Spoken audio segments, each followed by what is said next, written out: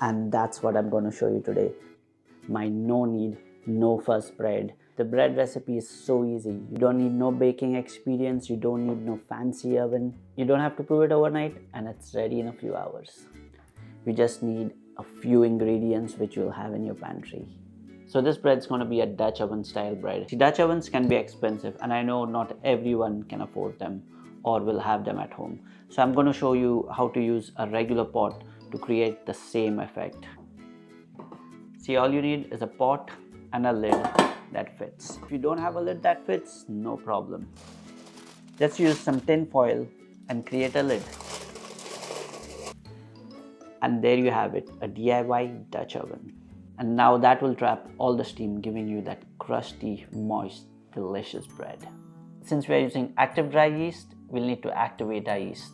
In case you are wondering what's the difference between active dry yeast and instant yeast, active dry yeast needs to be activated in warm liquid, while instant yeast can be added directly to your dry ingredients. We'll need warm water to activate our yeast. If you are unsure how warm is warm, heat up the water until it's between 36 degrees to 42 degrees centigrade. If the water is too hot, it will kill the yeast and the bread won't rise. And if it's too cold, it'll take forever to rise. To that, add 1 teaspoon of sugar. Give it a whisk so it helps dissolve the sugar. And add 2 teaspoons of active dry yeast. Then give it a whisk. This will help all the ingredients evenly mix together. See, while the yeast is activating, we are going to measure out and mix the other ingredients. I'll be using 400 grams of bread flour, a teaspoon of sugar, 1 1/4 teaspoon of salt. Then give it a mix, and this will help evenly distribute the salt and the sugar throughout the flour. In baking, it's always good to mix your dry ingredients separately. Next, we'll be adding a tablespoon of oil to this mix. I'm adding olive oil, but you could use any neutral oil such as vegetable oil, sunflower oil, or even rapeseed oil. See, after a few minutes, you'll see bubbles forming in the activated yeast mixture, and that's when you know it's ready. See, all you have to do now is add your wet ingredient to your dry ingredient and give it a mix. Since this is a no-knead bread, we'll be using a spoon to mix it. And at the very end, you need to get your hands in there and shape it into a ball. This shouldn't take more than 5 to 8 minutes.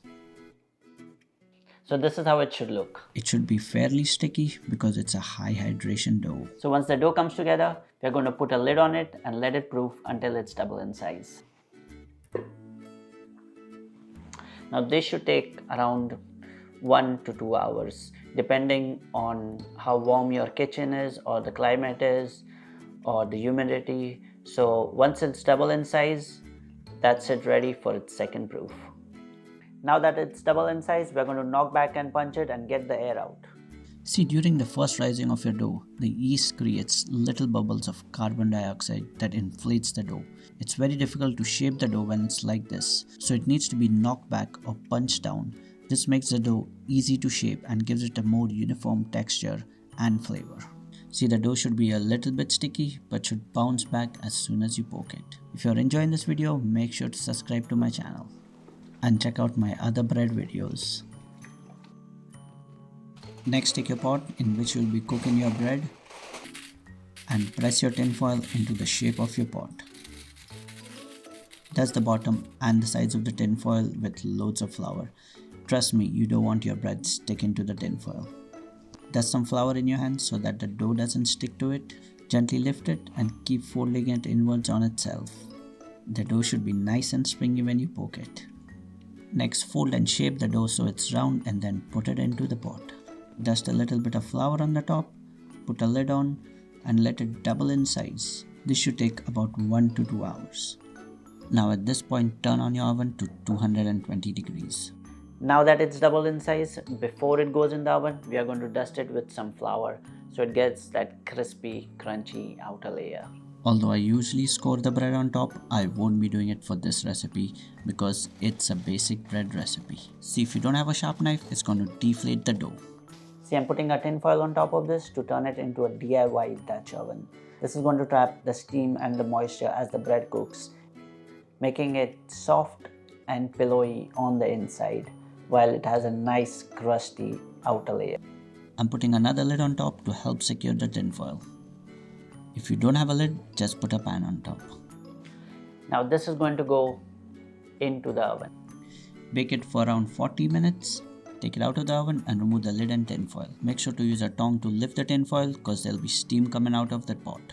We'll be putting it back in the oven for another 10 to 15 minutes to give it that nice golden crispy outer layer.